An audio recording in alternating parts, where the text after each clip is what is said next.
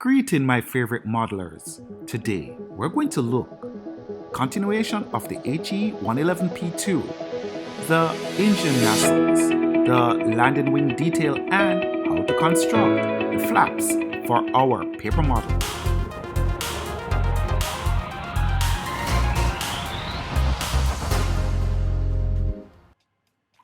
So we're going to deal with the left wing light and flap detail. So here we have the left wing frame. That's the landing light we're going to put in there. I'm using the back side of the blade to score and fold. And this we will secure in position with some super glue. Now, once we do this, I take my silver pen and I just color it highly reflective. This area now, I'm going to fold over so I can put in the cowling, the light cowling. So once I put the strips on, that's to join the underside. You see I'm putting on both sides. I'm painting now the edges of the landing light area.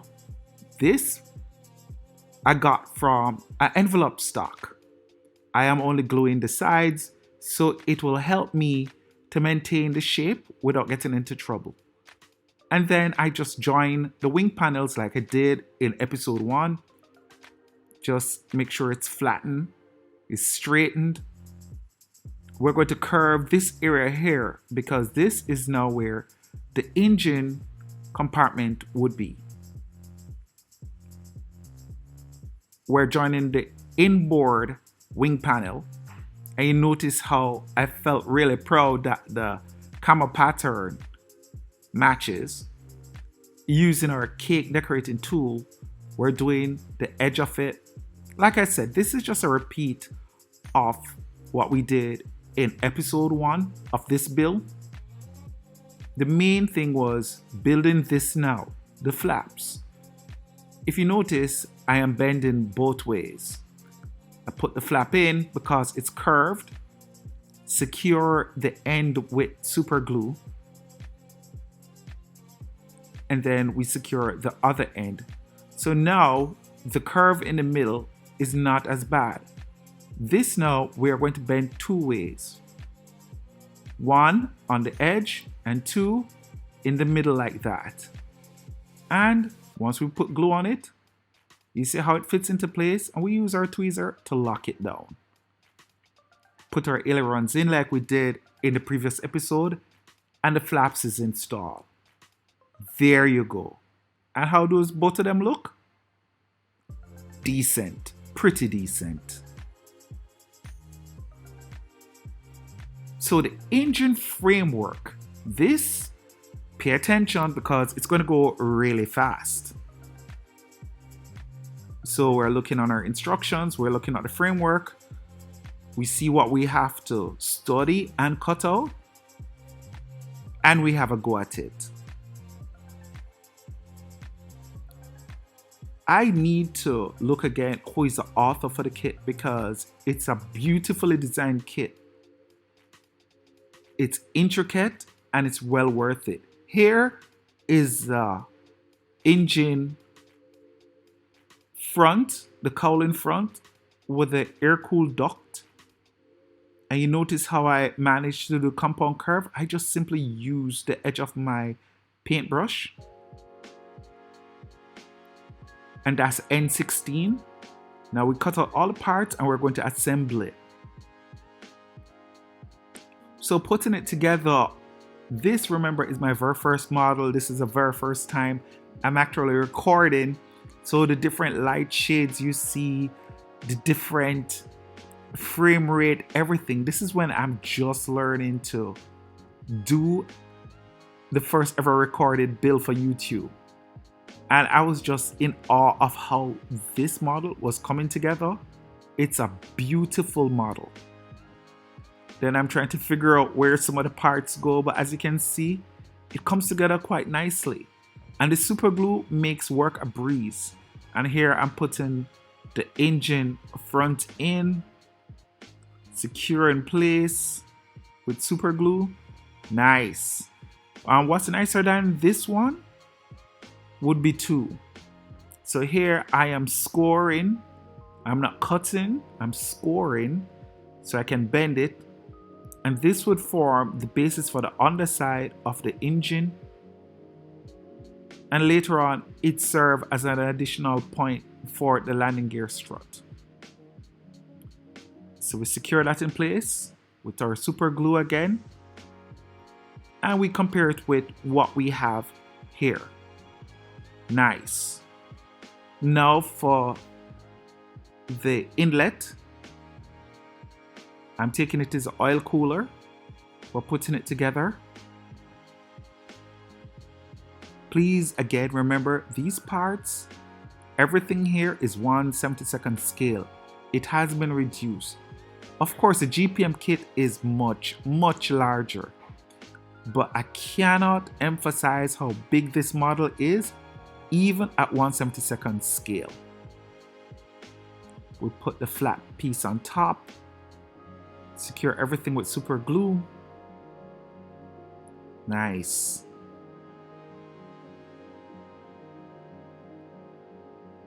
And it's good to just see how it comes together. And here is the radiator inlet,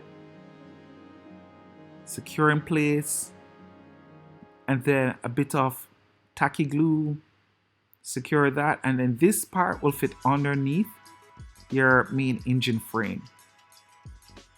Look at that. I was just feeling really good seeing it come together. I couldn't wait, so I fit and then secure it with super glue. And check to see that everything fits nice and cushy. And I was really happy. Look at that. Look at that. So now we're going to do the engine panel assembly. And yes, it's going to be quite a while. So we spend time to cut out the parts. Yes? And we're going to use our paintbrush handle and roll it. And then we're going to cut out each part. And as we do, we're going to roll once we get a group of them. So once we finish rolling, we're going to start assembling from the back to the front of the engine panel. Of course, these are the joining strips. I just use strips of paper at this scale. It works wonderful. Then we join the main cowling. This stretch from, it's almost like a wraparound. Then we add the front. And we just continue doing this for the whole front. Unfortunately, I didn't get every single detail, but you get the gist of how this will work. And then we go to the underside. Repeat the same process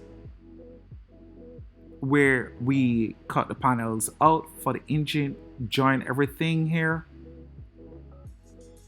And then we cut off whatever excess, and then we put on the underside. Just like that. The space that's left would be for the engine exhaust. Then for the oil cooler or the radiator, we make sure everything is okay. We put the panel on, we put the radiator flap on. Nice.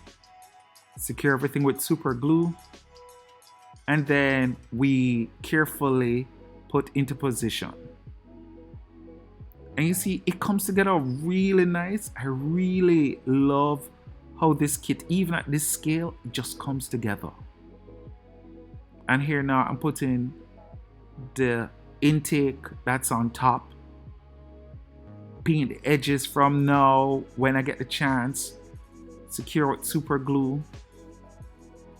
And then a good thing would be to look at some reference photos.